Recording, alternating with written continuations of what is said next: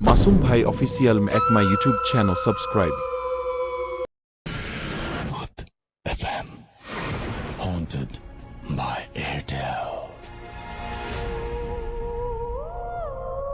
শোনো, এটা আমার নানির বাড়ির একটা ভয়ঙ্কর গল্প। গ্রামের একদম শেষ প্রান্তে ছিল নানির বাড়ি। চারপাশে বড় বড় গাছ, বিশেষ করে একটা পুরনো আম গাছ, যেটা নিয়ে গ্রামের সবাই ফিসফাস করত। বলে ওখানে নাকি রাতে কেউ দাঁড়িয়ে থাকে। একবার গরমের ছুটিতে আমি নানির বাড়িতে গেছি। রাতে খাওয়া দাওয়া শেষ করে সবাই ঘুমিয়ে পড়েছে, কিন্তু আমার ঘুম আসছিল না।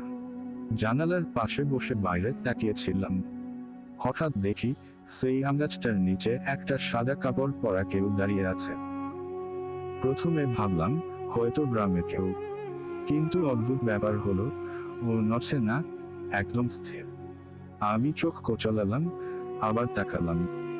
এবার দেখি ধীরে ধীরে সে আমার দিকে ঘুরছে। হৃৎপিণ্ড যেন বন্ধ হয়ে আসছিল, কারণ ওর মুখটাই ছিল না, একটা কালো ফাঁকা গর্ত। আমি চিৎকার দিতে গিয়েও পারলাম না, শরীর যেন জমে গেছে। ঠিক তখনই দরজায় টোকা পড়ল, শক শক শক। আমি ভয়ে কাঁপতে কাঁপতে দরজা খুললাম। নানি দাঁড়িয়ে। নানি বলল, তুই জানালার পাশে কেন? ওদিকে তাকাস না, ওটা মানুষ না। আমি কাঁপা গলায় জিজ্ঞেস করলাম, নানি, ওটা কি? নানি ধীরে ধীরে বলল, বহু বছর আগে ওই গাছের নিচে একজন আত্মহত্যা করেছিল। তারপর থেকে সে কাউকে একা দেখলেই ডাকে। আমি দ্রুত জানালার দিকে তাকালাম, কিন্তু এবার গাছের নিচে কেউ নেই।